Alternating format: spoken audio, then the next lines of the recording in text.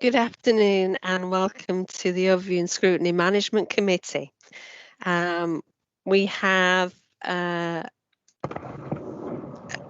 Marchington, who's going to come in late, and Councillor Cooper we are expecting.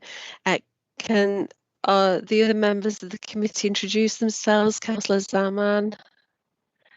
Hello, good afternoon. I'm Councillor Habibin Zaman, and I'm the Chair of the Adults and Health Social Scrutiny Panel. Thank you. Councillor Uppal. Hi, I'm Councillor Uppal Ashbrow Ward and also Chair of the Economies and Neighbourhood Scrutiny Panel. Thank you. And we're also joined by Councillor Amanda Pinnock and Councillor Pandor for some of the items today. Okay. Minutes of the previous meeting then. Do the committee agree the minutes of the previous meeting? Yes. Yeah. Thank you. Are there any interests that we wish to declare? No? Okay. All items the meeting is open to the public and all items will be held in public session. The recording will be able to be viewed after the meeting via the council's website and we are being webcast. We have not received any deputations or petitions and we haven't been notified of any public questions. So we move on to item 7. This is the Inclusion Commission. Members will remember that Inequalities Commission was agreed by Cabinet and the Inclusion Commission it's been renamed to instead of Inequalities Commission. Councillor Pandor, are you here for this item? Do you wish to say anything before we move to the report? Just I don't know how we're going to play this, but what I was hoping that I'd say a few words, and then I'll ask Councillor Amanda Pinnock, who's sharing the shadow board on behalf of the new members, and then maybe Nas can then go through the report, and then we'll. Yeah, that's absolutely fine. Yeah. So firstly, thank you very much for inviting us, and good afternoon to you all. It's been a long, hard year, and it seems like we're still continuing to actually carry on these meetings in virtual form. I was hoping to have actually met in person. Unfortunately, we can have these meetings still in via the internet. So here goes. But I'm hoping that we'll be able to have these meetings like any other meeting in person. Firstly, I think the last year has actually shone a light on exactly what we're talking about in terms of inclusion and tackling inequalities. And it's always been a priority for many organisations in terms of how to address the massive disparity between people who have got various issues around deprivation, poor quality housing, poor health. But one thing that this pandemic has not done, and I'm sure I'm just repeating myself, but I think it's important to actually repeat itself. Especially while the pandemic is still going on, it's shown a massive disparity in terms of inequalities, not just around health, but also around people and how they live. And a lot of our neighbourhoods are actually quite close knit. The kind of jobs people do means that they can't work like we're doing in terms of virtually. And I only heard yesterday that the economy and which is good news actually, is picking up far better than what we were expecting.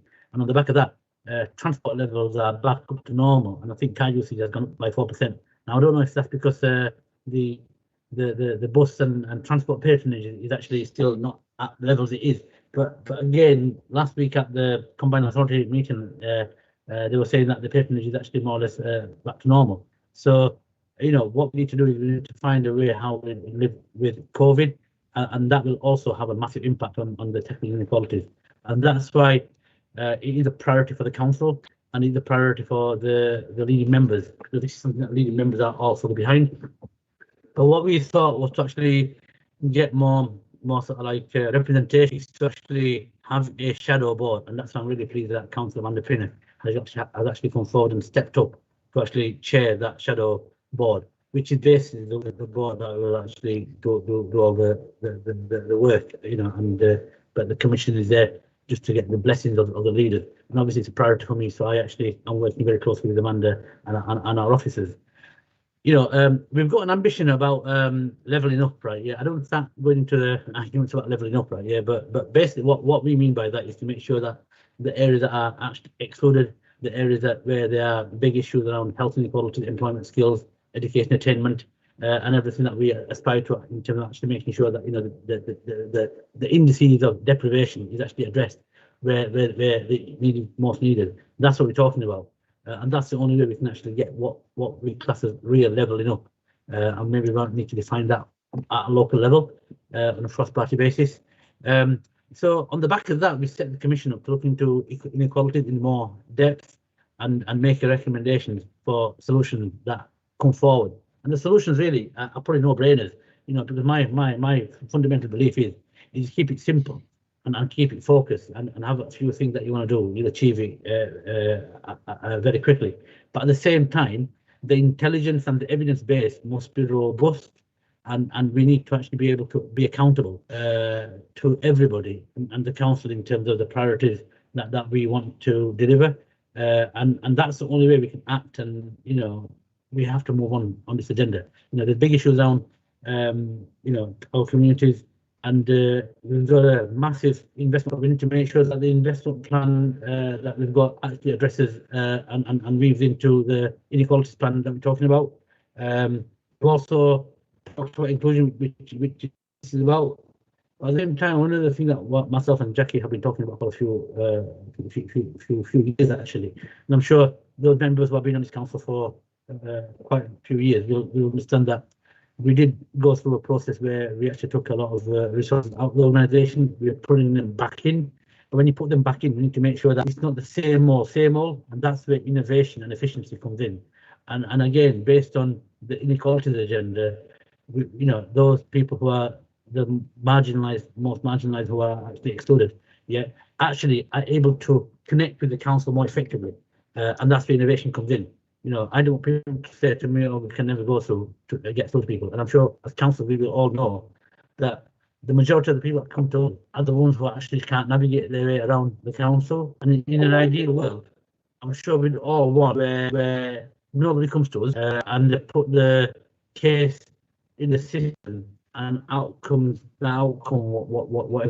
And if they don't get what they want, it's very clear in terms of why they can't get what they want. Rather than come to us councillors. But having said that, we don't live in a democracy, so the people will still be coming to us on a regular basis. So what I want to do is I want to make sure that the commission is talking to real people and real communities about what experience they have had, and to actually have them uncomfortable conversations and to actually have them robust challenges back that will actually only enable us to make a lasting impact for now and future generations that have come, and we can look back at the council as a council that, yeah, we made a difference, and we can be proud of this. So I won't say too much because I can go on, because this is something that is precious to everybody. But what I'll do is, Amanda, can I bring you in, and then after you finish, bring Nazim to talk to the actual report itself. I know Amanda's doing a lot of work, and it's unfair that Amanda has a few minutes, Jay, if that's okay with you. So, Amanda? Yeah, that's fine. Can everybody hear me? Yes. Fantastic. So good afternoon, everyone, and thank you so much for inviting me to this meeting today to discuss the progress of the Shadow Kirklees Inclusion Committee. First of all, I'd like to say that I'm really proud that my fellow Shadow Commissioners appointed me Chair of the Shadow Kirklees Inclusion Commission, because I am really passionate about tackling inequality in Kirklees. We know the story about life journey, that if you're a child, you need the best start in life, because when you go on to become an adult, there can be issues, a lot of issues.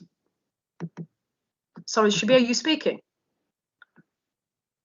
I think he's on mute. Councillor Pandor, can you just pop yourself on mute, please, and Naz, can you pop yourself on mute so we don't get any feedback while people are talking? Thank you. Councillor Pinnock. Thank you.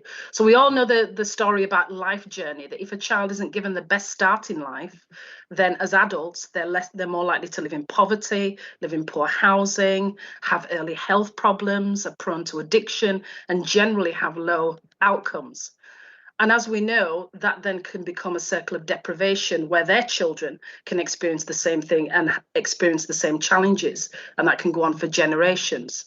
So this is a real opportunity to break that cycle of deprivation and to give residents in this town hope and a greater future.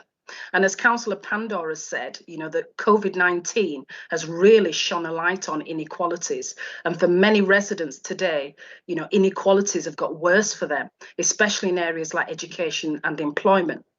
In addition to that, evidence also shows that if a person isn't given the right tools in life, it can have a long-lasting impact. And that then can put pressure on services like services and organisations like the council, the NHS, education and government bodies. And in the long run, it can cost more. So it makes sense to tackle inequalities head on. So for me, this is the perfect time for this commission to start its work.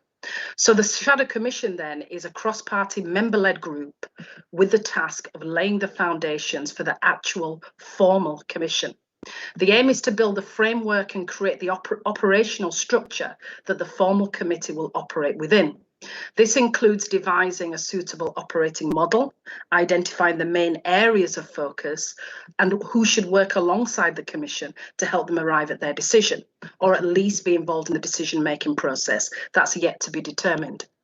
So the Shadow Commission then throughout has considered important issues like engagement with third parties, who the formal commission should engage with, the methodology behind that, and also who's best placed.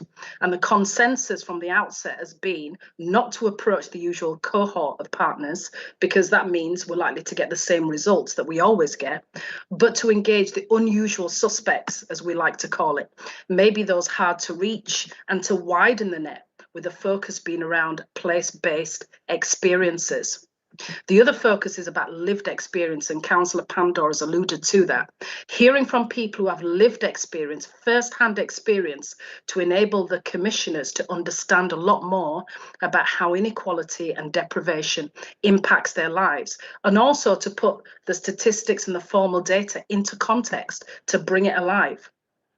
For me, one of the main important things that I want to focus on, and is an area of interest, is around legacy, that this work continues beyond the length of the formal commission, and that the dialogue can continue between residents and organisations long after the council has moved on. And of course, it's about systemic change. We want to see something that's tangible that people in this town can benefit from.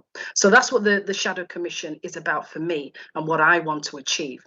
Officers will shortly set out the details of what's been done so far with the Commission and to get them ready for those changes.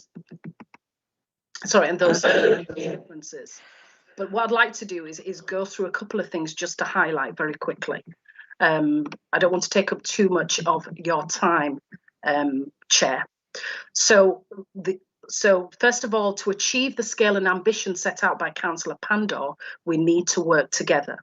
The cross-party commitment shown at Council last autumn and in the work of the Shadow Commission is all part of that. Secondly, it's important that we work with partners and also that we want to see, as I've said, systemic change, not just within the Council itself. And that means taking people with us on the journey. And finally, we must work closely with communities we don't usually work with. We've got to reach out to understand what is important to residents, and more importantly, what will make a difference in people's lives. That means bringing evidence and intelligence in various forms and various sources, and it means having conversations with people on their terms. So these are some of the things that the Shadow Commission has agreed already, and I hope you will agree that this will set the Commission itself, the formal Commission, off on a sounding footing. So I'm going to hand over to officers now for them to go through specifically about the report itself. Thank you. Okay, thank you. Just before you start, Naz, can we just clarify that this commission is a Kirklees-wide commission? I think town was referred to a couple of times by Councillor Pinnock. I think it's important to note that it is a Kirklees-wide commission. Yes, it's not just one area of Kirklees. For people who are not aware, it is a Kirklees-wide commission. Sorry. Yeah, It is thank you. absolutely a Kirklees-wide commission, yes. Okay, so Chair, do you want me to introduce the report? Yes, Yeah. please, yes. Okay, thank you. And good afternoon, everybody. I hope you can hear me well. I have had problems with my line today, so should my line fail, Kate is waiting to take over should that need arise. So just I don't intend to go through the report line by line, Chair, if that's okay, but you have the report, and within the report you can see that the Shadow Commission has been working within the context of the Cabinet's and Council's commitments last autumn, and those commitments are set out in the report. The work of the Shadow Commission is very, very much focused on working up the detail for the formal commission so that it can hit the ground running. And to ensure that the revised timescales, as a result of capacity impacts and the pandemic, don't get in there, don't slow down any further. The Shadow Commission has met 3 times to date. It had a pause during the pre-election period, and we now have two further meetings scheduled. Councillor Pinnock has touched on some of the things that, and Councillor Pandor also, on some of the things that are important to commissioners. And the Shadow Commission, in its advice to the formal commission, is talking about principally the ways in which the commission should work. And that's really to kind of firm up a clear operating model by which the commission will engage its work. But the things that were really important to Shadow Commissioners was, and as I say, Councillor Pandor and Councillor Pinnock have touched on many of these things, but the importance of working together comes out loud and clear, and Councillor Pinnock has made that point from the chair, if you will, of the Shadow Commission. But also that the engagement of people who we do not reach, sometimes we call them the unusual suspects, but we could also say it's the easy to forget sort of layers of people who don't normally get engaged with those traditional methods that councils and other bureaucracies work with. So we've been very clear to try and be flexible in the way we do this, and taking up Councillor Pandor's challenge in terms of thinking about more creative, more innovative ways of meeting people in the places where they live and meeting people in environments that are comfortable to them, to encourage them to engage with the council so that we can build that relationship and trust. But it's also about working with those groups and organisations that are already part of the Kirklees system. Councillor Pinnock has very clearly outlined the need for systemic change. So if we're going to be holding ourselves and the system to account, we need to work with those groups and organisations, recognising that they are the usual suspects, but they do have a lot of intelligence and data, a lot of experience, and actually are key partners with whom we work to deliver services, and will have a real voice in that. But it's also about, through that network, maximising the links to existing partner activity and tackling it where they are already working on tackling inequalities. And the Shadow Commissioners thought that was really important, that we built on what is already there. But also there was a real point about making the language the Commission use something that is relevant and meaningful to people on the ground, and does not go into what we affectionately coin officer speak or bureaucratic speaking, and that it serves to engage them rather than disenfranchise them. So that was a really important point for the Shadow Commissioners. So that's as far as it's got in thinking about the ways in which the Commission should work. At its meeting tomorrow evening, the Shadow Commission will also look at what the overall ambition, and this is a really important piece of work, what the ambition of the Commission should be, and how the Commission will know that it has made a difference and that there are clear measurements and an evaluation framework put in place to help do that, which officers will work on over the course of the next few weeks. But also at its meeting tomorrow, it will also look at whether the role of a co-optee on the Commission will help it to deliver on its ambitions and add layers of voices that we might not otherwise be able to have in terms of experience and intelligence from the communities that we already work with. So what has it already asked the Commission to focus on in terms of, so we talked about the way it should work, but also what the Commission should focus on has been debated in previous meetings, and the Shadow Commission intend to return to that at their final meeting at the end of the month.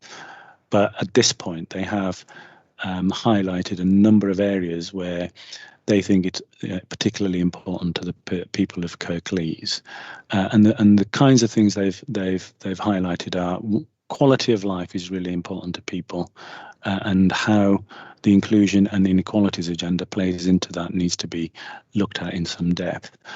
Councillor Pinnock talked about the life course and how our start in life and our journey then in our lives is affected by that start. So that as part of that, the attainment levels in education and how some of the protected characteristics play into our children's experiences of both schooling and further education and higher education. And that then leads to the Commission wanting to think about how employment plays a part in the levelling up agenda, as the leader was referring to, and also health and well-being, neighbourhoods and housing. Control and influence, it was something that was debated at some length in the Shadow Commission, and those people who are deprived feel left behind in terms of the control and influence they have. And outside of the Commission, for meeting with the Shadow Commissioner who wasn't able to make that particular meeting, the view of that Shadow Commissioner is that early years should be in there, and that plays to some of that life course model that Councillor Pinnock was referring to. So in that, sorry, just a couple more points, Chair, if you don't mind. In that context, the Commission is making sure that it focuses all its work on understanding issues around age, ethnicity, socioeconomic status and disability. So in other words, protected characteristics and the intersectionality that exists between them. In the background, officers are conscious that we have a climate commission and that we need to make sure that there's a join up in between the work of the two, as well as kind of building up more detailed plans for intelligence, engagement and communications. That's it from me for now, Councillor Smage. The only thing to say is that the recommendations of the Shadow Commission will be taken into leading members meeting in early July. Yes, a point which I wish to come back to in a question, actually. So can I open it up to questions, please, from the panel? I actually can't see Councillor Uppal or Councillor Zaman. Councillor Uppal, thank you. Well, thank you, Chair. Thanks to everybody for their presentations. They were really helpful, and we can see obviously a direction that the leader and the council want to follow. So thanks for that. Can I ask, why did you choose to have a Shadow Commission and formal commission? What is the purpose of that? Why do you think that was the right way, the right sort of operating model to go with?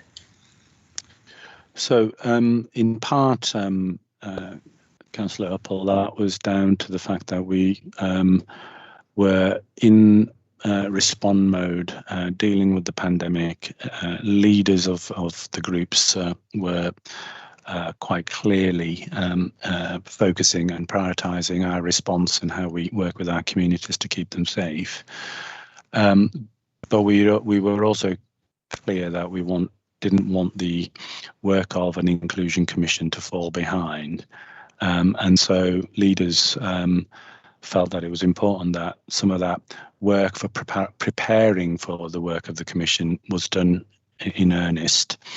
And so nominated members of their own groups to work on the Shadow Commission to do some of that initial preparatory work. And as you can see, we've been through in the first 3 meetings quite a big body of work, and there's still a bit more to do. The Commission has met 5 times over a period of 3 months with a small pause in between. So it was important so that we didn't lose time, and that commitment that the Council has made to its communities was being delivered on in terms of establishing that commission. Okay, can I just do one follow-up there, Chair? Oh, sorry, I think there's a hand up. Councillor Pandor, did you want to come in on that? Or do you want to wait for the follow-up as well? You're on mute, Leader. Yeah, wait for the follow. Yeah, okay. Councillor Rosell. The only thing then I wanted to just follow up is around the decision-making process. So the decision-making process overall. There's obviously some decisions that the Shadow Commission is making in terms of, the terms of reference, the mission statement, the type of deep dive topic areas for the formal commission. But in terms of actions and measures that will be taken overall, that stays with the formal commission, which at the moment is the party political leaders in Kirklees. So the only thing I would say at the moment, that's 5 men that make up that formal commission, and this is an inclusion commission. I just wanted to understand what else the commission might do in terms of increasing that representation around the decisions that are made from this commission. I understand you're talking about potentially co-optees as well, but I do think that representation is going to be really important overall in the formal commission. Councillor Pandor. Yeah, I think you mentioned a really good point, Councillor Pandor. You need to speak to me about this some time ago, and I did take on board what you're saying, because the leaders are the leaders. That is what you've got, and it's important that that cross-party buy-in is actually completely there, and the commitment is there. And the other point was, and I think that's alluded to this, was that the leaders have got a lot of things on and they don't have enough time. So what we managed to do is the Shadow Commission, which is basically right, I wouldn't say it's not important. I think it's more important, and that's why a lot of people came forward to from my own group, our Labour group, who said that we will be part of this. But I think Amanda, she's a woman, she's also a black woman, and based on Black Lives Matter. She was an excellent candidate, and I think I didn't just put her there because of them reasons. I think she's probably the best person with the skills and ability and experience and everything else. So we were on a winner. So that's where that came from. But I think the issue regarding the group leaders is what it is, but you need to get high level, top level commitment. Having said that, we have a woman chief exec who's actually leading all this anyway, and her management team is very diverse in terms of representation. And I've got 100% confidence in what Amanda is doing in terms of the deep dives and the conversations she's having. I'm very, very clear, right? Yeah, that if I sat here with our group, Labour group, and say we went into the A, B, and C and D, okay, we might get the decision through cabinet, but if we're not carrying the hearts and minds of the other group, the main group on the council, the Conservatives, the Liberal Democrats, the Green, and the Independents, the independent group, then we'll be still talking about this again and again and again. We need to try and get that broad coalition of ideas and minds, and that's why I think what Liz said at the beginning, I think it was right. This is about the whole of Kirklees, it's not just about one part of the Kirklees, and how we can actually drive that agenda forward.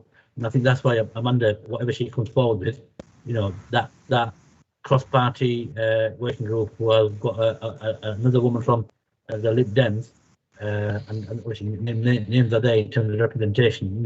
Whatever they come forward with, I'll be happy to accept that, and I'm sure the leaders will be as well, because this is not one of them things where you can actually just go through the decision-making process, right? Yeah, that's great, but I think this is something that's got to actually, the word, I've heard the word tolerance. We don't want to talk about how we tolerate people. We embrace people. We accept the difference. We want to change. Because when you use the word tolerant, it's like, oh yeah, I don't agree with it, but I'm going to tolerate you. And it just doesn't sound right to me. So there's a lot of work to do, and that's why what Amanda said, right? Yeah, that we need to have difficult conversations. We need to actually go into communities where we've not been, and we need to actually hear things that we don't like. And I'll give you a very, very quick example, and this is not political, but I think you understand what I'm saying. I've actually been campaigning in the CLP in areas I would have never gone to, and the messages I'm getting, in all parts and all corners of CLP. Yes, so Councillor Pando, you are getting political there. Yeah. No, it's not a political point I'm making. The point I'm making is that their voice out there in all corners of the.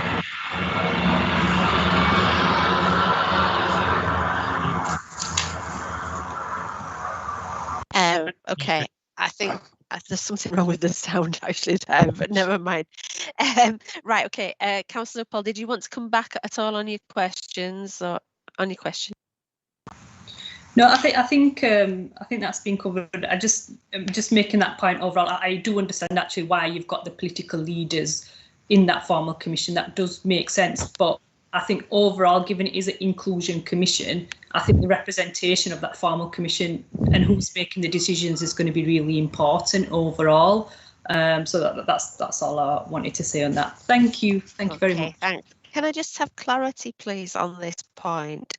So the Shadow Commission report and what it set in place, because obviously this is really important, this work, in that it is the foundation that the Commission will work on. So these are the foundation blocks, as it were, for the actual Commission's work. As is my understanding. So it's saying that it will go back to leaders in July. My question is, though, the actual commission itself, who is it considered will be sitting on that commission itself? Is it the leaders, or does the information from the Shadow Commission go to leaders to say, this is okay? And if so, does it need to go to cabinet as well, or council as well, as it was a decision made? I don't know whether any officer wants to advise, or Councillor Pando, whether you've got a view. Thank you. I'll see all officers, and if I need to come in, right, then I'll come in. So, Naz, do you want to go through the decision-making process? There's a danger of getting it wrong. So what we're intending to do is go through to leading members who commissioned, if you will, the shadow commissioners to do this groundwork, laying the foundations or the foundation. So we'll take it to the leading members. We weren't intending to then go to cabinet, to be honest, unless the leader advises me that we should, because the decision to establish the formal commission has already been made, and so we're working through that process to get it into a position where it can launch formally. Okay, all right. Okay, Councillor Zaman, you wanted to come in with a question. Yeah, thank you, Liz. It's more of a comment. I mean, some of the questions have already been asked in terms of the commission and how it's going to be run. My question is, in terms of the actual delivery of this initiative, we're talking about going into neighbourhoods. Now, how will those individuals be able to voice their concerns or any comments? Is there going to be somebody that's going to be looking at what impact this initiative is having, and how are you going to be monitoring? In terms of leaving the legacy, have we thought about how we're going to be sustaining some of this work within neighbourhoods? Because we are very good at doing some of this work in those neighbourhoods, but then very quickly when we move out of that neighbourhood, we seem to lose those volunteers or those residents. and then we sort of repeat what we're doing again in a few years' time.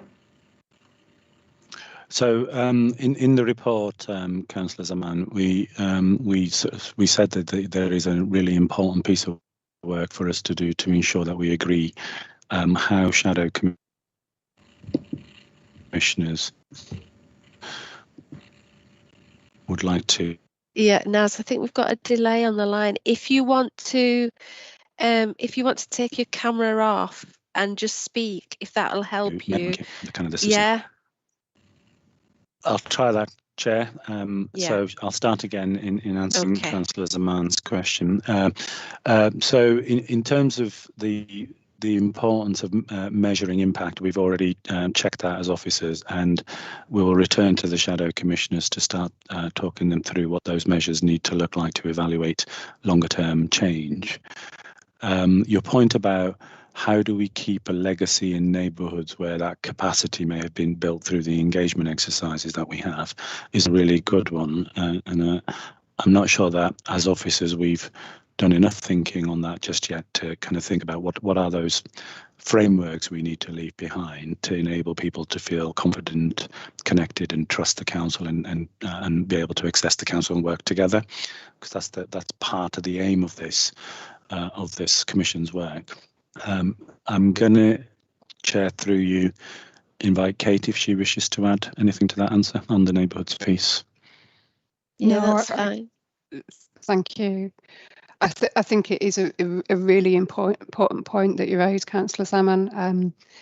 The engagement that we do and the connections that it has to other engagement activity that runs as well, so that we're maximising that reach and making things work for people, is really important that is undertaken in a way which does leave that legacy and that is mindful of not just conversations in the summer or in the autumn, but how those tee up and are then sustained on a long-term footing and become part of the kind of regular work of what we do, and not just what the council does either, but our kind of connections to key partner organisations, so that our engagement that we do is more connected through to other organisations that also have an impact on people's lives in Kirklees. But Naz is right, we haven't as yet fully worked through that model, and we also know that some of that approach will need to be flexible as we find out what works and we find out what the specific needs are of particular communities that we haven't had much of a relationship before. So we know that it needs to be flexible and develop, but we absolutely have that goal in mind in the work that we will do. Thank you. Okay, Councillor Zaman, did you want to come back? No, thank you. Okay, Councillor Pandor. Yeah, I think the question is an excellent question, because this is all about delivery, isn't it, and making a difference in terms of how do we make a difference to the massive inequalities we've seen for decades. And I think that is something that we need to think about, and that is where the commission is critical. The shadow commission is critical, because you can see in appendices, like you've got the shadow commission, what term of reference and what we'll do and everything else, and the evidence base and all the rest of it. And very quickly, I would expect the shadow commission, to actually develop an action plan and agree. I hope everybody else can get behind it. We know the discussions we had at full council, and there was some councillors who had a different approach to it, which is fair enough. That's their opinion. But what it is if the evidence is there, then we need to get on with it. I hope that we can keep the commission intact, but make no mistake, if certain views are not robust enough in terms of what we want to do, then we will still deliver. And then it becomes a political debate. But because we have to actually get on with this, and I made that very, very clear to the leaders, like look, we don't want to we don't want a mustanging match, right? Because there's certain things that we just got to get on with. I'm hoping that very quickly that will be action plan, and the outcome really to me is in terms of performance management, without going to office speak. When I walk down the road, when I go into my community, when I go into other communities, like, yeah, I can see a difference. I can feel a difference. You know, I can see children who are from a private background coming to me and saying, actually, you know, the council done really, really well because I've got 5 or whatever A to C's GCSEs, and my school historically were not achieving them grades. You know, that will be a massive change. You know, if I go and talk to a black child to say that, great, the council gave me a really good boost, and now I'm actually confident to actually apply for Oxbridge and the Russell Group University. You know, if I go to Berkenshaw and I see a girl or Bristol, you know, from a council estate, you know, what low esteem, and say that actually what you did was really brilliant, and now actually my confidence is up here, and I don't, you know, so it's that sort of thing that we want to see in our community. Yeah, so can I ask then, as a follow-up for this, because inequalities take a long time to turn around, don't they? I think it is a recognised thing that inequalities take a long time to turn around. And we're talking in here about the Commission doing a piece of work for 12 months and then a follow-up in 18 months to see what is happening. How are we going to embed this work in the organisation to last the length of time that it is going to take to turn some of these inequalities around? And because you talked about levelling up, and that is going to take time. So how does the organisation adapt and change in order to make that happen? Yeah, so basically levelling up, but the way I understand that is to address it and tackle the massive deprivation that's been there for years. And you're right, Liz, absolutely spot on. And you'll know the health inequalities, right? Yeah, stuff is a generational thing, and the educational stuff is a generational thing. But what we're doing is we're not taking for granted what we already know, and that's why it's so important the work Amanda's heading is having them difficult conversations, is to actually just reaffirm and reset and review that do we have the right intelligence and do we have the right information, you know, and if we don't, then we need to sort of like readjust that, and then that will then feed into the action plans. So I don't know who mentioned it, but whoever mentioned it earlier on, that it's not a 12-month thing and that's to go away. You know, this is the beginning, and you know, the investment needs to be focused on this. The inclusive growth stuff that needs to be focused on this, and then any changes that we're doing in terms of getting council services better needs to be focused on this as well. So whatever comes out in 12 months and beyond, and what action plans come forward. I can see Amanda putting a hand up, so I'll give way to Amanda. Amanda, you want to come in? Yeah, thank you for that. I really wanted to respond to Councillor Zaman's question, which, you know, as we've all said, is an excellent one. But what I wanted to reassure her of is the next meeting that we have, those are the conversations that we will be having. So they'll be about ambition, they'll be about what does good look like, it'll be about measuring and so on and so forth. And that obviously in line with the operating model. How does that align with how the model sits in terms of the Commission working within? So, I mean, I'm pleased that she's raised that, and it is something that will definitely be addressed at the meeting. And if it isn't, then I'll certainly bring it to the table so we can have further discussions about it. But we can't, obviously, at this stage, preempt what the Shadow Commission will say or what they'll think. We're providing the environment for them to have those discussions and obviously guiding them along the way to arrive at a conclusion that the formal commission can work within. So I just wanted to kind of confirm that with you, Councillor Zaman, just to let you know that is on the agenda for the meeting tomorrow. It is an agenda item. Okay, Councillor Zaman, did you want to come back? Well, no, I mean, if it's still in planning stages, as long as, you know, it's on our radar and we do keep monitoring that, that's sufficient. Thank you. All right, okay.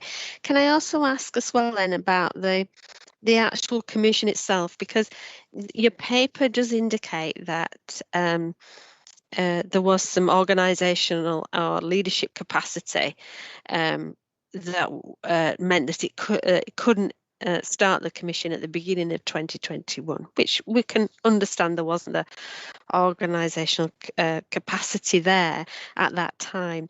But this commission is going to take, there's going to be a lot of strands of work that the commission is going to be asking for during a concentrated period of time.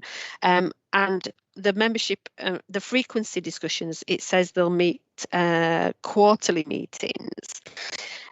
So how will those strands of inquiry go? Is it expected that the commissioners themselves will lead different strands of work? Will there be the officer capacity to undertake those strands of work when they're needed?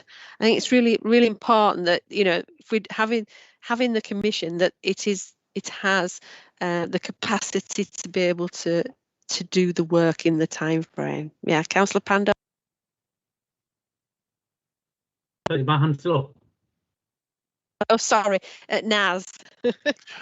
It's a really good point, Chair, and we've been thinking through some of those strands of inquiry from a kind of early view from the Shadow Commissioners, but because it will be aligned to some of the intelligence work and the data gathering and the engagement sessions will be aligned to those areas that Shadow Commissioners and then the formal commission feel that what were termed in the Cabinet paper as deep dive areas, but you know, in the spirit of trying not to use officer speak, it'll be those kind of areas that the commission will want to focus on and have a much more detailed look at to understand the issues.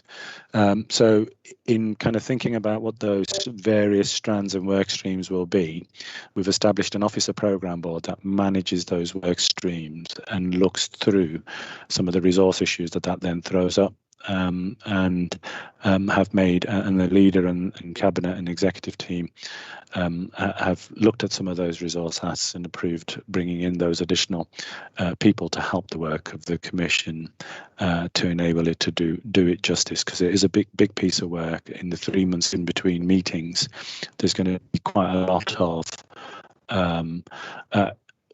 just the intelligence work alone is quite big, but then the engagement sessions and organising those engagement sessions, making sure we reach those people that we wouldn't usually reach, is a really important piece of work that we'll do through existing networks and existing workforce, but also adding to that. Okay, thank you. And can I also ask as well, when you doing this evidence gathering, etc., I take it that we're gathering evidence from outside of Kirklees as well. It's not just Kirklees looking introspectively at Kirklees. It is also looking at what's around us. So whatever evidence is work's being done on a West Yorkshire basis that includes Kirklees.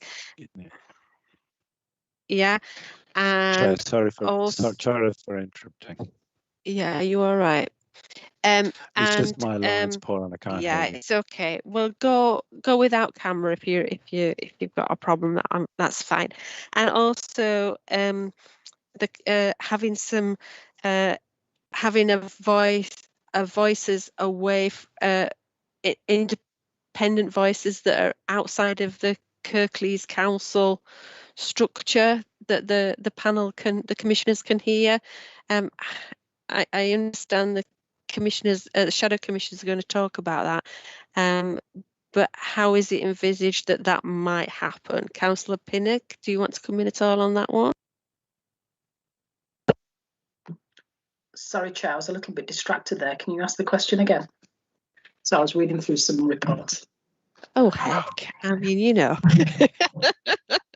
So these independent voices to the commission, how are you envisaging that it might work in the future, so that it is not just Kirklees Council talking to Kirklees Council? There are some other voices there as well as the engagement with wider engagement. Yeah, so I think the important issue here is for the council or the councillors to use all the resources available to them. So the council have got their partners who they always use, but actually councillors, I think, are key here, because councils know a lot more about what's going on. Councillors know a lot more about what's going on the ground. They know what's going on in their areas. They know what organisations are out there that are benefiting residents in Kirklees. So it's about rounding up that information and making that information available to the formal commission. So we talked about the unusual suspects. We talked about other groups that may be hard to reach. It's important that we do reach those groups and that we encourage them to come forward. If it's about lived experience, they tell their story. So we get to understand a lot more about what the data sort of says to bring it alive, that sort of thing. But as you've said, Chair, it's not just about introspective. It's also about looking at what's going on in other areas. I'd like to think that's what the council are doing, because there is a lot of learning that could be done. We don't know what they've done in other areas in West Yorkshire that we can rely on, feed into, you know, take advantage of what's gone on already. We should be doing that. We should be doing that now. And we should be doing a lot more of that in the future. That's what I think. Thank you. Naz, did you want to come in? And then Yeah. Councillor Uppal after you. Okay. Just to build on what Councillor Pinnock has said, so two things really. In terms of the areas of focus that the Commission will have, the intention is that that will be done in conjunction with partners. So that we create work streams around those areas of focus and then put partners and stakeholders around that as a team of people work on it. So we get independent voices via that. As we've mentioned in the paper and in my introduction, we are considering the role of a co-optee and whether that adds value to the work that or whether the shadow commissioners believe it will add value and enable it to help realise that ambition. So those are the two areas where independent voices could play into the work of the Commission. And it's really important to note that this isn't just about the council changing, it's about the system changing. And without having system partners and others around the table influencing, inputting and kind of navigating the course of this work, we won't be able to work with the system and hold the system to account.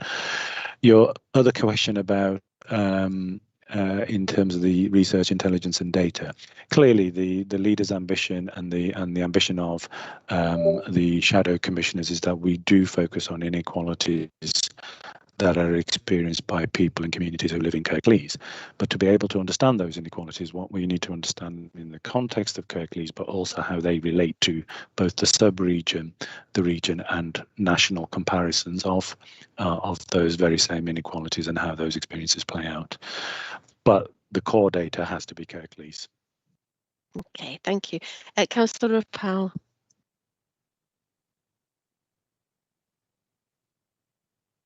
Yeah, I think you're on mute, Councillor Uppal.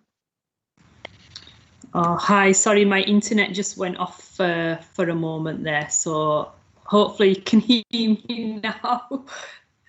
All right, sorry about that. I'm having a few connect. I'm sorry, I kind of missed what Naz was saying there in the end. So I might just end up repeating what he's just said. But just on that that point about, I think you'd mentioned co-optees and some outside expertise. You know, I do think that's going to be quite important that we do have that. There is a lot of experts out there that have worked on inequalities for a very long time, that have that experience of working on inequalities in different areas of the country. And it would be a real shame if we didn't use some of that expertise here locally. I do think it's important to have that. And you know, having an expert involved working with the Commission, I think would be really a good thing to do if it can happen. And alongside that, having some, you know, the voice of people who have had lived experience of inequalities also involved in some ways in the mechanisms of the formal Commission, I think would be really useful. You are obviously going to go out and speak to them, which I think is really important. And, you know, it's really great to see that they're going to be playing, that you want to hear the voices of those with experience of inequalities. I think that's really important. But it'd be great if they had a role in some of the decision making that's going to take part as well with the Commission as well. So I'll just make those points. But just on the point that Amanda made as well on the life course of people, I think that's a really important one actually, and that's a really good way of trying to understand what people have gone through pre-birth to death, you know, and understanding how inequalities in different ways have systematically held up barriers for people. So I think that, you know, I really like that, and I'd love to see that sort of a part of the Commission as well. Thanks, Councillor Smidge. Okay, thanks. Does anybody have any comments on Councillor Uppal's points at this moment in time? Okay, so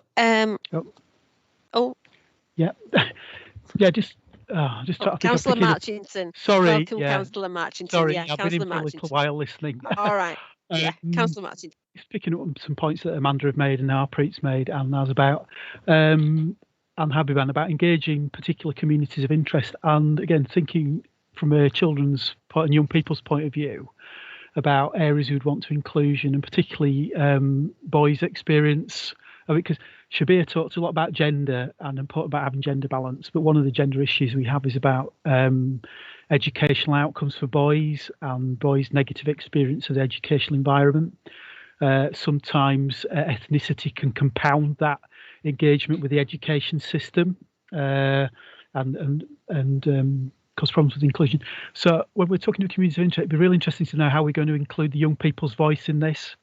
And I don't just mean young adults. Actually, be really good to actually get into schools or actually out of schools and talk about what is it a young people's experience of education and learning, and what it is it they feel about it, and some of the barriers they find to learning as well as they might want to do.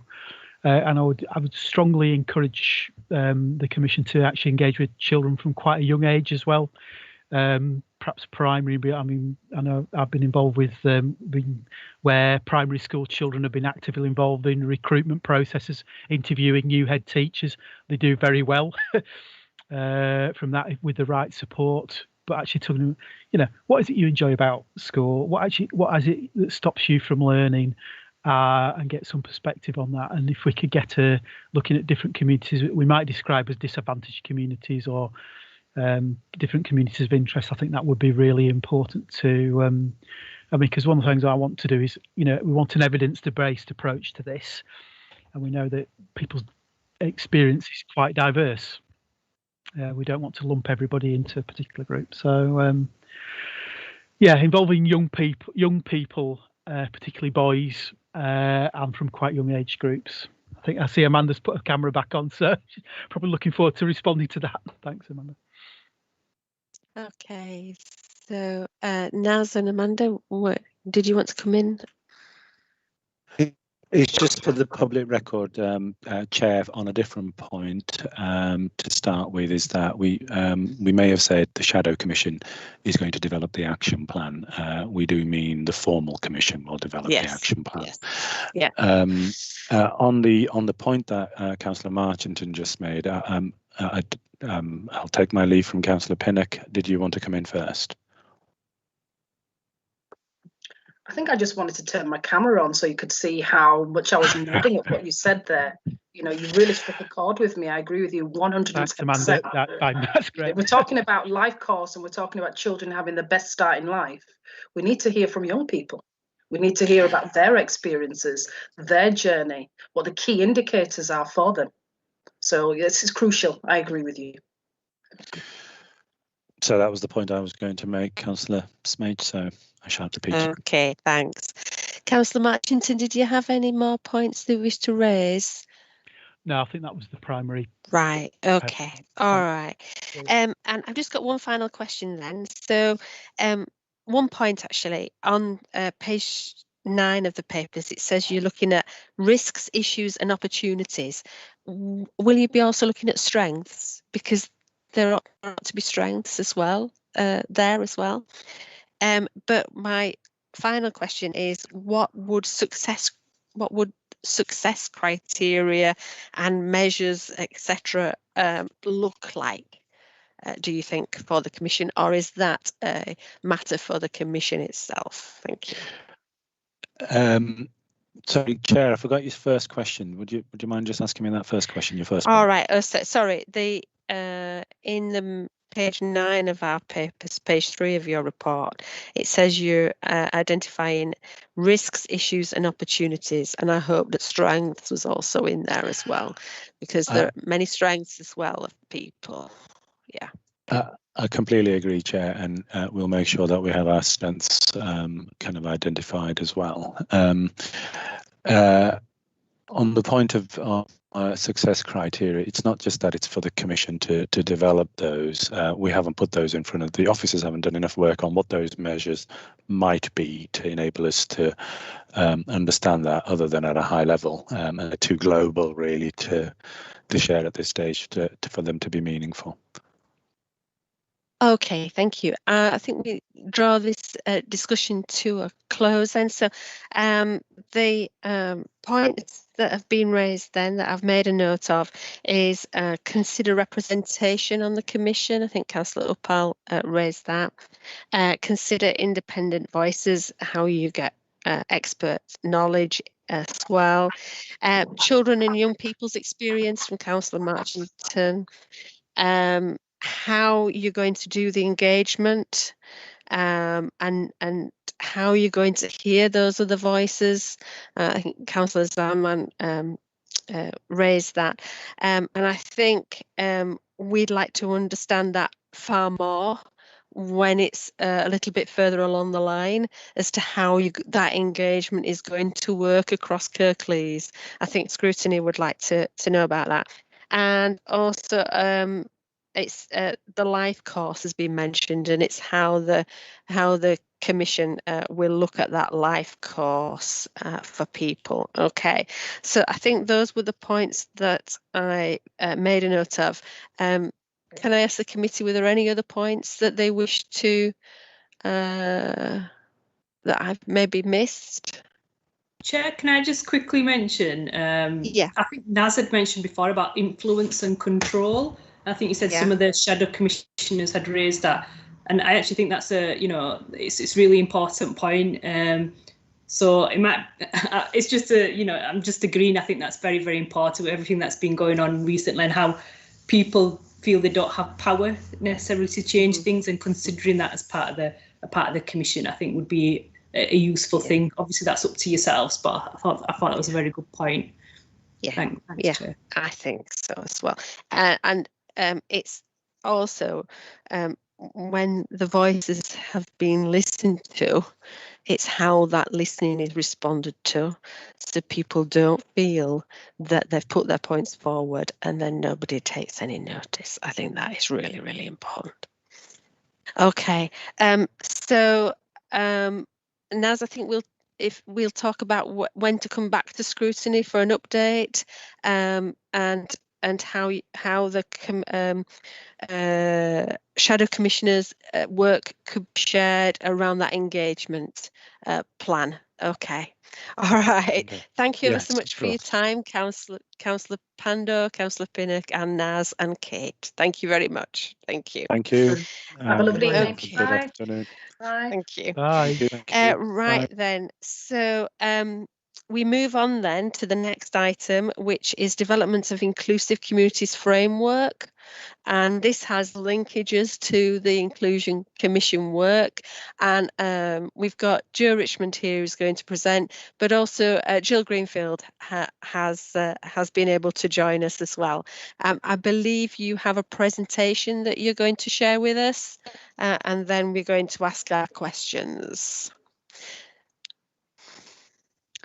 Okay, thank you, Councillor Smage. I'll just start off with an introduction and then pass over to Joe Richmond.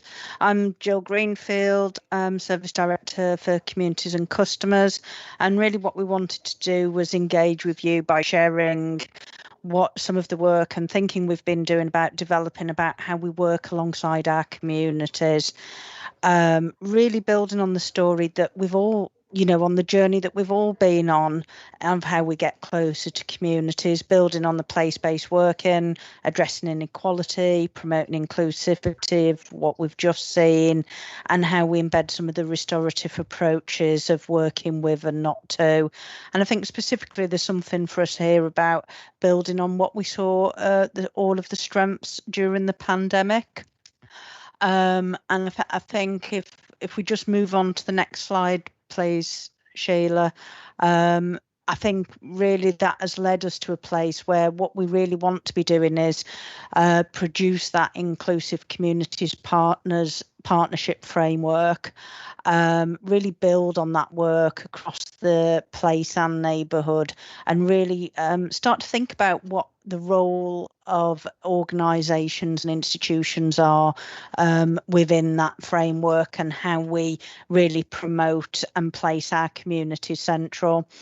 There is also the link, obviously, about some of these conversations coming out of the cohesion strategy, and really about what we've learned and how we need to move that forward, really. So it's a really good opportunity to start to really refine how we can make things even better, and what we're proposing that we develop about how we work alongside our communities and partners.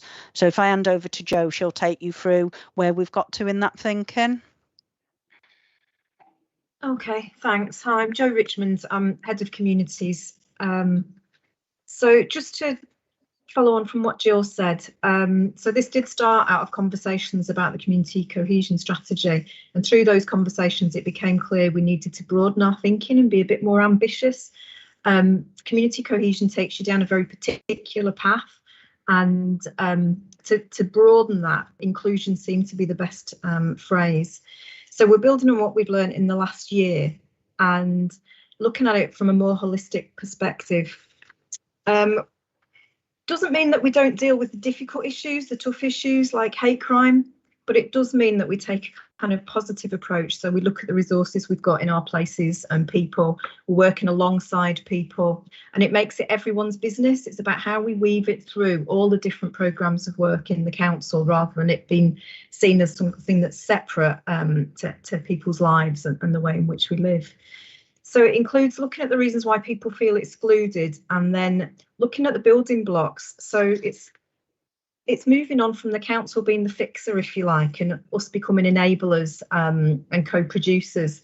So the kind of building blocks that we've got within our gift, really, around sports and arts and culture, safe parks and open spaces, good quality services that are appropriate for all our different communities, and checks and balances that we're hearing that range of voices that was mentioned before, and that we're acting on it collectively. So I think it comes back to what Naz was talking about the system and how we build cohesion and inclusion through all those different strands. So we're looking at how we create the right conditions for communities to thrive. And I think we've all seen over, well, it's more than a year now, what communities can do when they're able to. So, as I said, it doesn't mean we don't deal with the difficult issues. And if we just move on to the next slide, Sheila, thank you. We've also had to think about cohesion is a result of things. It's a combination of lots of different elements that create those conditions. And there have, over the last year or two, there have been lots and lots of conversations with people. And it'll be no surprise the kind of things that people tell us.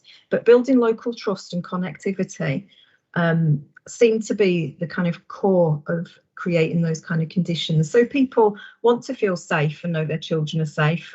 They want to feel that life is fair, that they're connected to their neighbours and people around them. They want to feel that they've got a voice and that they can influence what's going on locally. That sense of belonging to a local place and access to work. So whenever we talk to people, what comes through is if we can create the right conditions, then communities do this for themselves, that it creates that kind of environment where people are welcoming and are open to different people and different lifestyles and so on. So building local trust between people, between places and between institutions is really important. We've been looking at the most recent research and briefing papers and thinking how it translates locally. And I think there's been a link circulated to a policy paper done most recently in March by the Belong Network, which talks about, you know, local areas that invest in things like neighbourliness and volunteering and those kind of things that bring people together. Actually, they report much higher levels of satisfaction with the local area. And even when that's depleted through something awful like a pandemic or an international incident, actually, although that's affected, it does come back much more quickly, which I guess is what we call community resilience. So there's quite a lot of things we can draw on out there to inform what we're doing. And as I say, we've been looking at all the different pieces of consultation and engagement that have been going on through Vina's team and others. So if we just move on to the next slide, this is just a little bit of context, because this doesn't come without its challenges, because it's holistic. There are a lot of interdependencies. So the place-based working, the place partnerships, the citizen outcome work, the VCS investment strategy, the Inclusion Commission you've just been talking about, all of those different things are all part of the same conversation. What we've been discussing is looking at, there's currently 2 big strategies, the economic strategy and the health and wellbeing strategy. And although we're talking about inclusive communities as a framework, that might not even be the right word yet, we're talking about that being the 3rd biggie, really, and the centre of that is about outcomes for local people and addressing inequality. So people don't live in strategic plans. So we've been talking to the leads on the other strategies that are up for a refresh, and we're thinking about how we have one conversation with people about Kirklees and about what kind of Kirklees or what kind of local town or village people want to live in, so that we're not looking at things in isolation. Because clearly cohesion isn't something that is separate to everything else that goes on in people's lives. So on the next slide, we've just started to think about outcomes. And I guess what this is just a bit of assurance that we are thinking about this as we go along. What we haven't put in place is measures before we know what we want to measure or what kind of outcomes are definitely going to be coming out of this work. But we are starting to explore things around sense of belonging, things around volunteering, life satisfaction, loneliness, all the different kinds of indicators, the kind of basket of indicators that might enable us to have a clearer view about what a cohesive community might look like. So we are embedding this as we're going along, and we are working with lots of colleagues in policy and performance and other places about what exists currently and what are our gaps, and how can we add to that. So in a moment, we're going to play a poem, and thank you to Sheila for working out how we get it to make a sound, because that's been a bit of a struggle. And then there are 3 questions at the end that I think Jill's going to come in and introduce. So let's see if this works. Fingers crossed.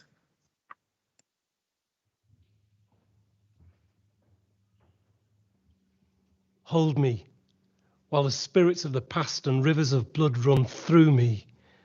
All this past feeds this present and brings the truth into me. His story, your search, his journey, ours. Something rings true, inside and strong.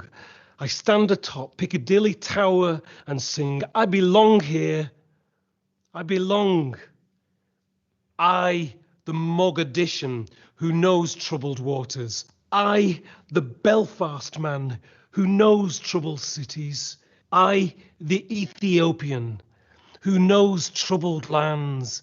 I, the Serbian who crosses troubled seas, who walked through darkened valleys under the shadows of death and bled, and who lay amongst the freshly killed and in fear of tears played dead. Those who have cried cities, sobbed roads, in the name of here and where they came from, stand atop the Bridgewater Hall and sing, I belong here. I belong. I bring my past. I bring my future. I bring my rights.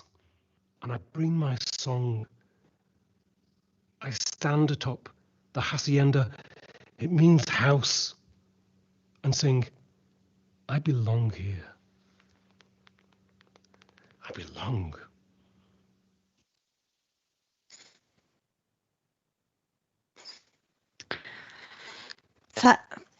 Thank you very much, and thank you, Sheila, because that is absolutely no mean feat to sort out the tech on that. And I think what we wanted to show with the poem, that some of what we're trying to achieve here isn't necessarily always tangible.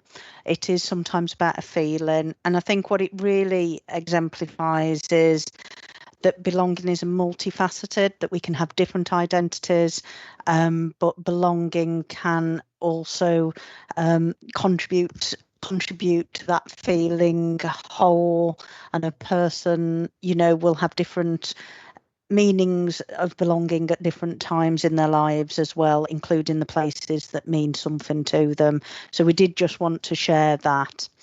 I hope that did get across that point. Because we do want to get some feedback from yourselves. We have a few questions to prompt conversation about what your views are on the priorities, about how we can inform and deliver, key collaboration opportunities, and some of the interdependencies that you yourselves can see already, and also just to flag, we have already scheduled to come back at key points through tentative timelines of development to come back and update scrutiny, so we do have that planned in. But it would be really good to get your feedback on some of the ideas that we've presented today in terms of our early thinking. Thank you.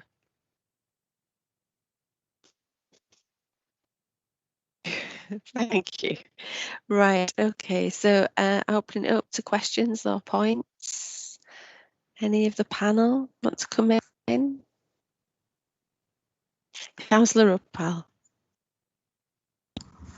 Yeah, thanks for that presentation, and it was a lovely poem. So thanks for sharing that. For me, it's probably like a little early on, really, for me to get a real feel for what's going on in terms of the inclusive framework. You know, I think you make a good point about changing some of the language around it. So you're moving on from the word cohesion to inclusion. I'm just not sure what it's going to look like at some point. And maybe that's part of what you were saying before, is that trying to measure this will potentially look different, won't it? It's about feelings, how you might belong somewhere. But what, and this is partly me probably, but what that actually looks like, I'm not sure yet. In terms of interdependencies, I think obviously the Inclusion Commission that's running, well, which is it's started, has been established at least. The work that's going on there, it would make sense, obviously, that that's feeding into whatever's happening with this framework. I'm just a little confused at this stage about what's happening with it, and I think it's just because you're early on, and also for me, I'm not an expert in this, you know. I need to do a lot more probably learning and reading and all the rest of it as well. I agree with what you're saying. I just don't know what it's going to look like, I guess is what I'm saying. Yeah. Thank you. So maybe Jo and Jill, you could sort of outline what the framework, what you're hoping the framework will be at the end of the day. It's okay, so you're going to put a framework in, but what is the purpose of it, and how is it going to be used across the council and partners? I think that might give us a better understanding. Okay, I think Jo will just come in that, because I think there will be different ways this will be used, and I do acknowledge the point that it is really early thinking. Just want to caveat with that, but we wanted to come very early doors to scrutiny. Jo, do you want to add in? I mean, you're right. It's not clear what it's going to look like yet, because we are still working it through, and we're calling it a framework because we don't want to call it a strategy, because we don't want it to be something that stands alone, separate to everything else. We want to find a way of creating a document that is a set of principles that does reach across the system. So it's not just about the council, and maybe has some checks and balances in and some challenges to all of us. So any programmes of work that are going on, any work that we're doing, that this is somehow woven into it, and there's a set of expectations, if you like, a way of working. So our audience really at the moment is our partners and all of those different parts of the system that work with communities, and everybody seems to be talking about working with communities at the moment. So there's so much going on. It's kind of finding the right place to position this, because we want it to be high level, but we also want it to have impact. So we want something to change as a result of it, not just a set of nice principles. So the framework is the only word we could think to use to set that out. But I think what's really helpful to get your thoughts on is that change in emphasis from community cohesion to broadening it out and thinking of it as in the context of all those different areas of work in people's lives, because I think it isn't separate, and we didn't want to go down that route and then talk to everyone and go, oh no, what have you gone down that path for? You know, we wanted to go this way. So it's just a really helpful indicator for us to get your thoughts, even though it's not that clear exactly what kind of document it might look like. So I don't know if that's made it any clearer at all, but that's. I think I could add, if I could just add a little bit into that as possibly a more tangible example is when we're looking at integrated care system for Kirklees, the framework would provide, hopefully, and there has been a good reception to date of this, a set of principles and approaches, Joe has said, that means that when those organisations and agencies are starting to think about, OK, what does integrated care look like, that they adopt those principles, not that we hold them necessarily to account to do it, but that in what they're thinking about what those services look like at a Kirklees Place level, they have adopted these, and we make sure that communities are really first and central, not at the end and a bit of a tick box. So we don't operate across service budgets and silos, we operate across a place.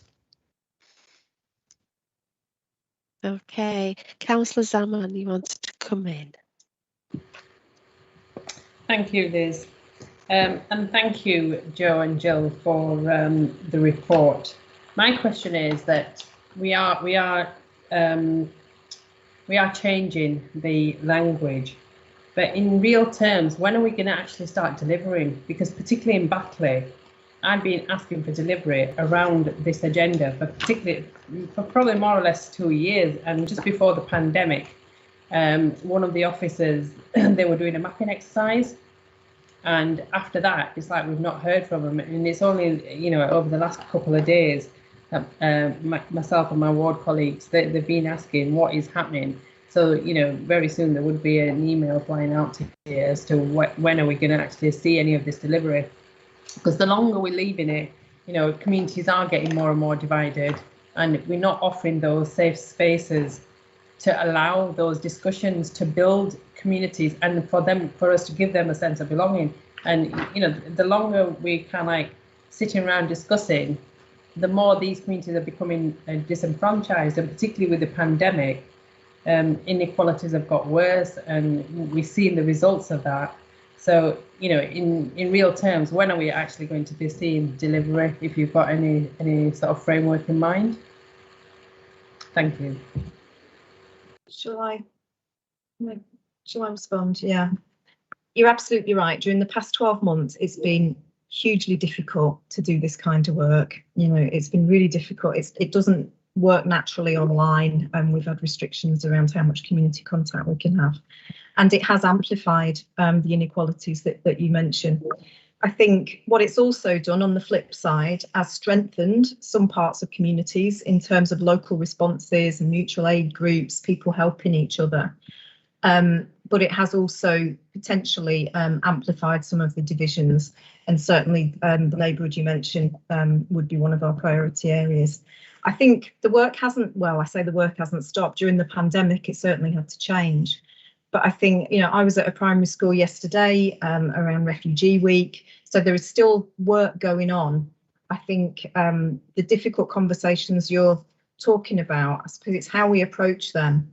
And I think some of it is about context, and some of it goes back to some of those general feelings about people thinking things are not fair, that someone else always gets something better than them, that other people are treated differently or worse or better. All of those kind of things have to be addressed, not just by one team in the council, but by all the different forms of leadership around the system. I don't think one part of it, one small team, can address it all. And I think creating safe spaces is really important, but creating places where people can mix in parks, interfaith work, the work they're doing in Refugee Week that I went and saw in a primary school yesterday. There's lots of contextual stuff that needs to be in place, and I feel like we've got quite a lot of catching up to do after the past 12 months, because you do need to be with people, don't you, to have those conversations, especially the difficult conversations. So I don't doubt that we're a bit behind in terms of some of that.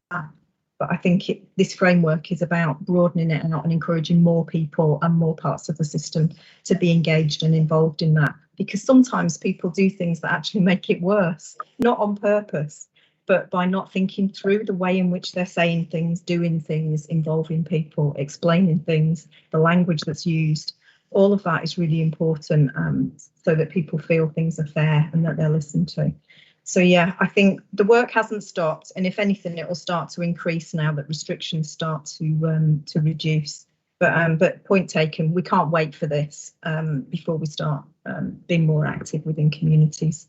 But I think it is a broader picture about who can do some of this work. Do you want to add anything, Jill?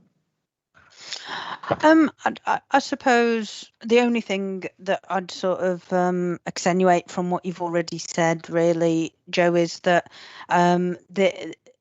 there is the catch up, but there is the intention to build on some of the trusted relationships that have emerged and build on that trust by working in a different way, because that trust has been fundamental, hasn't it, past, current and future, to actually any successful community-based conversations and developing some of the outcomes that we want to do.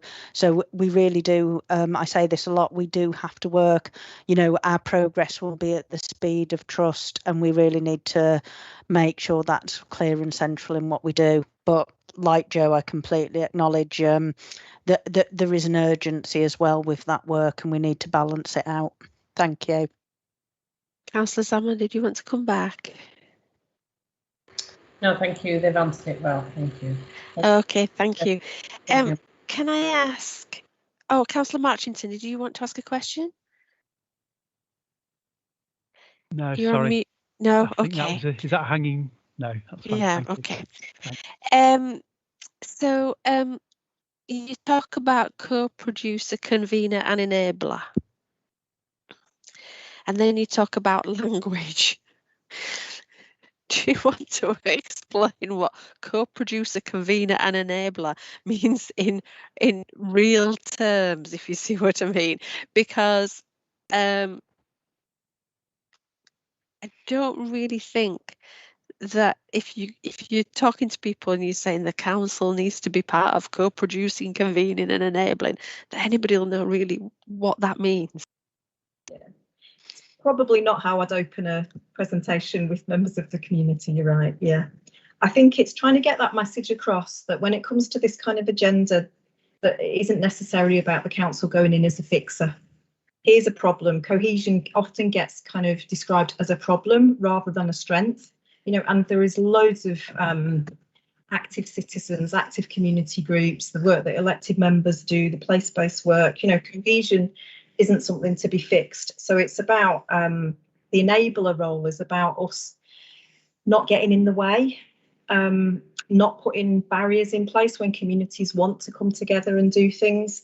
And the convener, I guess, is about that Councillor Zaman mentioned, about how we bring people together, how we convene those conversations or enable those safe spaces for things to naturally take place. Because I don't think there's more of a turn-off than, a community cohesion project. So it's about how it becomes part of mainstream work. And co-producer, I guess, is going back to what Jill said. It's about how do we make sure when we're developing our services, we're developing our responses to things, that we're working with people rather than doing to people. But yeah, point taken about that. And I think it's just about trying to emphasise that shift in relationship that maybe started during COVID. Okay, so the other priorities can inform and deliver on building inclusive communities and key collaboration opportunities. So There are lots of groups that have restarted, but there are lots of groups that are still not restarted.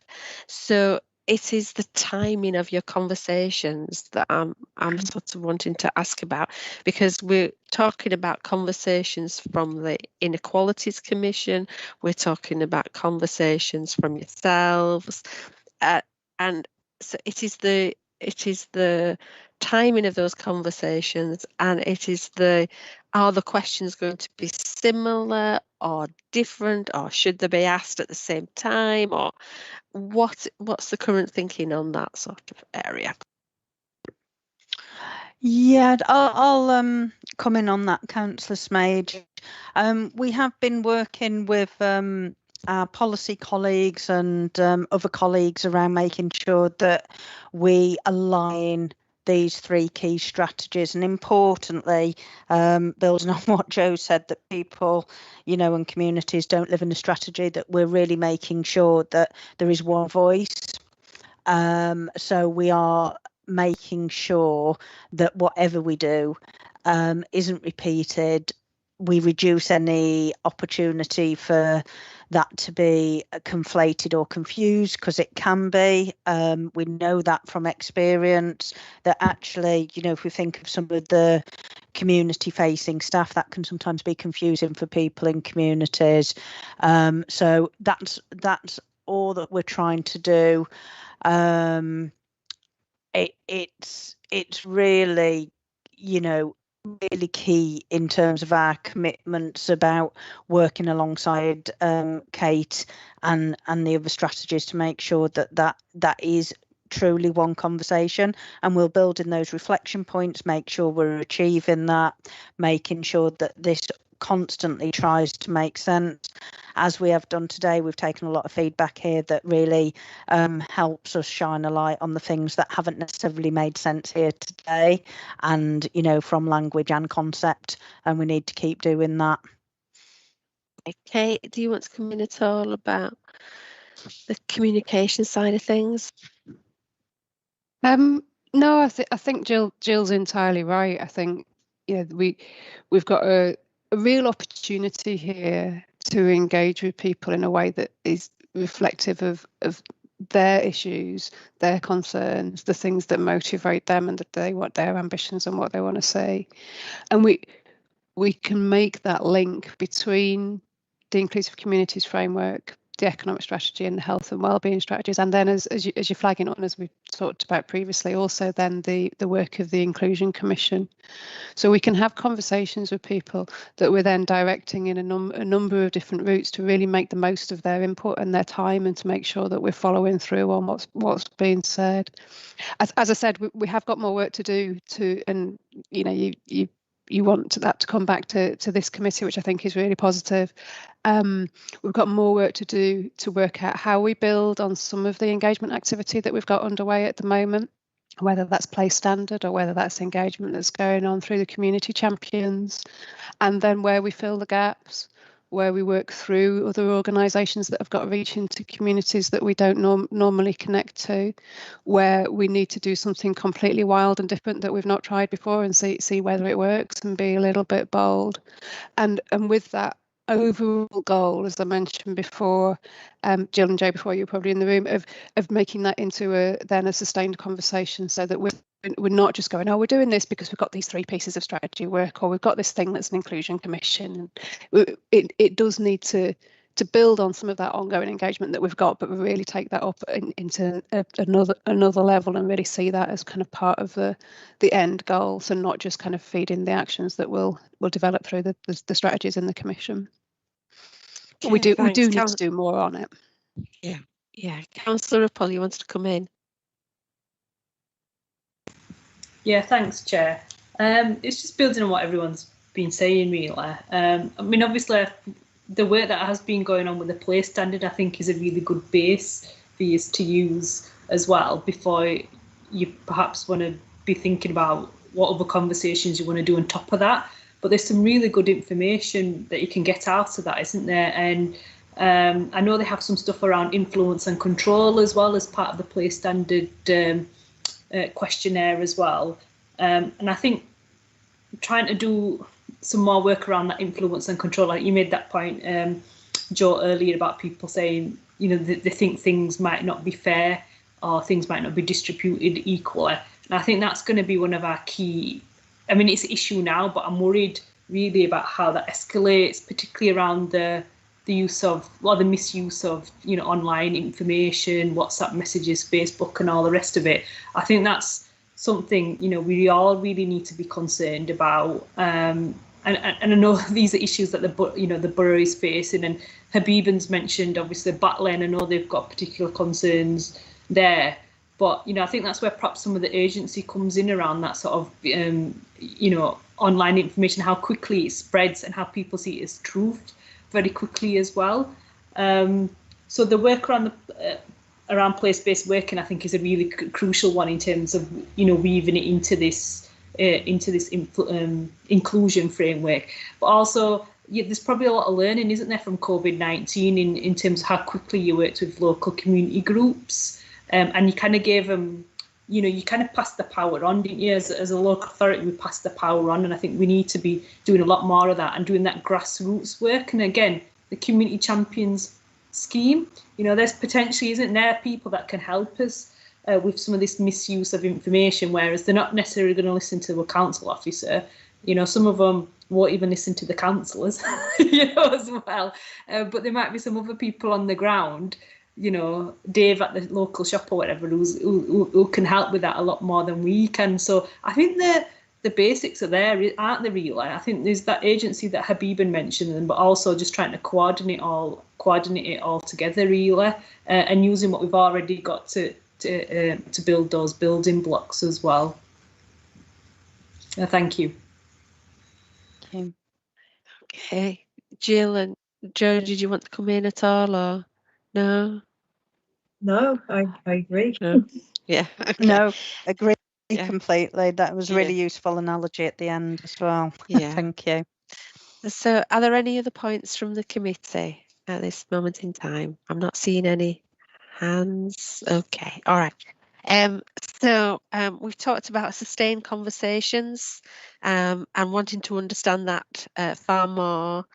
The place standard, the influence and control information that's available there, and doing some more work around that. The building blocks, the urgency of the work, and the visibility of what's happening as well at this moment in time, or non-visibility, as the case may be, and coordination of everything.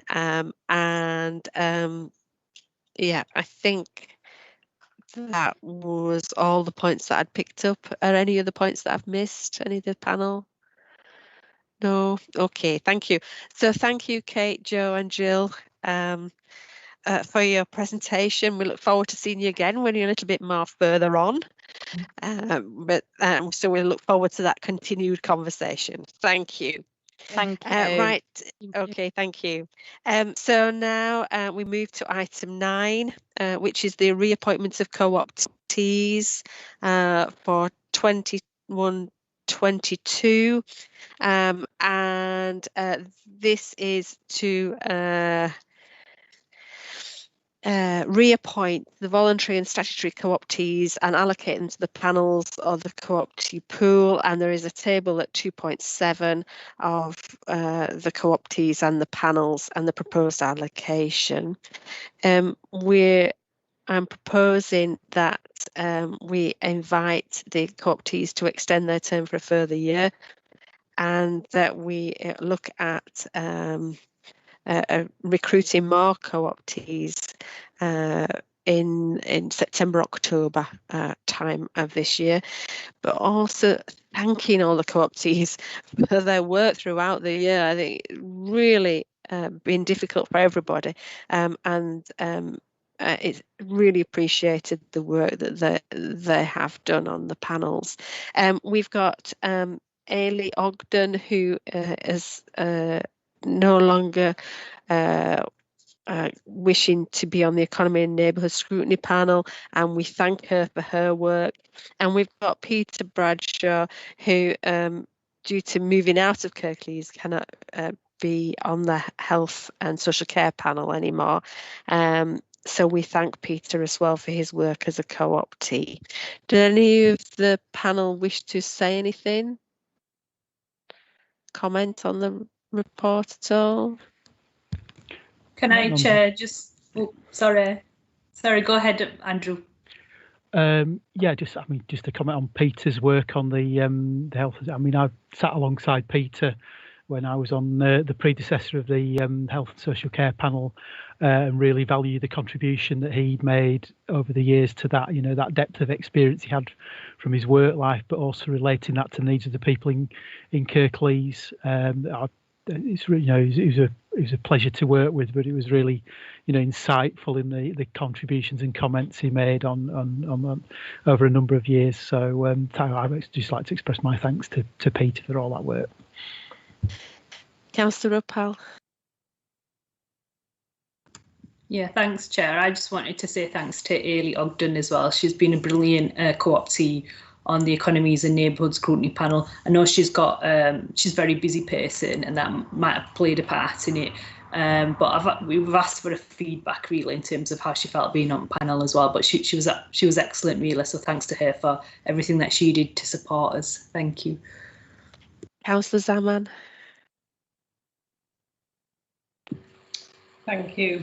It was just to say thank you for Peter Bradshaw's excellent sort of contribution to the health and scrutiny, adult social care scrutiny panel. He was an amazing individual that put a lot of time into not just reading the papers, but any sort of visits that we did to any of the locations. He was there to offer advice and information to everyone in the panel, and his knowledge and expertise will be sadly missed. Thank you.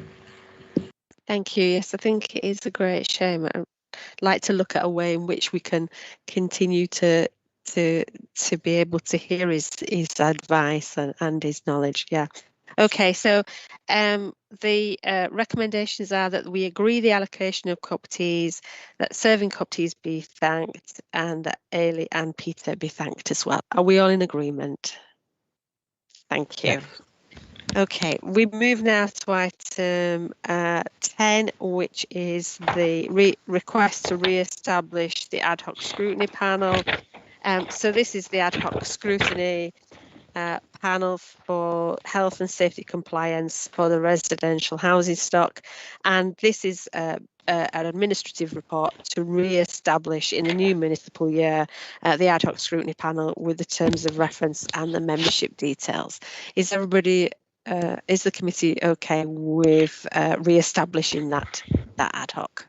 Yes. Yeah. Yeah. I am. Yeah. Liz, just can I make it?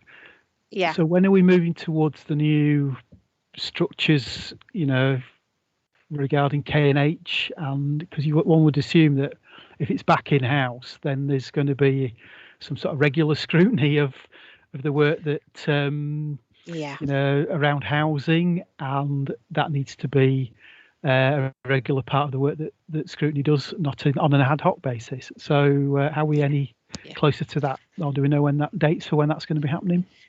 At the moment, it's economies and neighbourhoods that pick up housing. But the ad hoc panel will also be looking at initially what has happened following the bringing back in, how that's worked. Just as an initial update, because I think we've got more or less the same people on the this ad hoc as we had on the last ad hoc, if you see what I mean. Yeah. But then the ongoing scrutiny of housing, yes, that does need to be on work plans, and we need to see if that gets too much for economy and neighbourhoods as well, because economy and neighbourhoods work plan is very broad. Councillor Ruppel, I don't know whether you want to comment on that at all. Yeah, I did actually meet.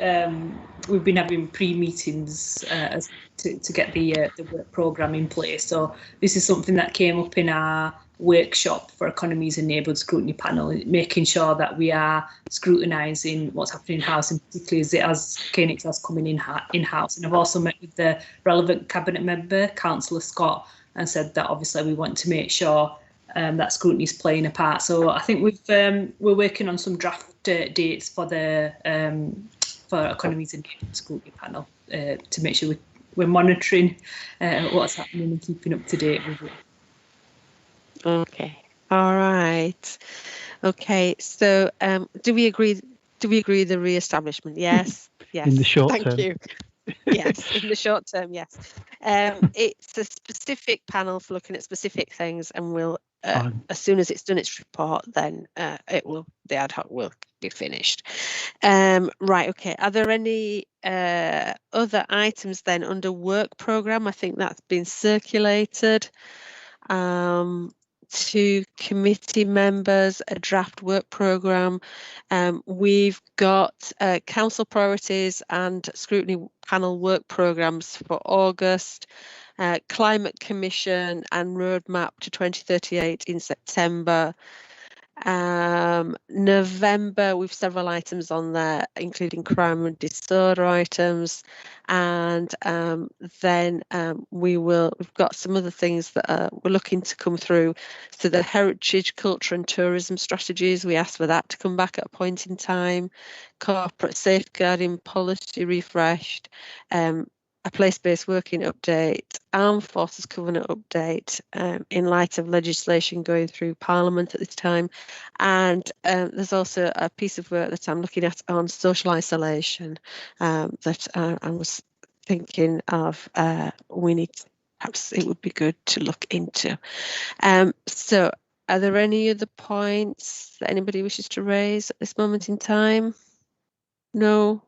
Okay, thank you. Any other business that any of the panel have? No. I will therefore draw the meeting to a close. Thank you very much for attending. Thank you. Thank you.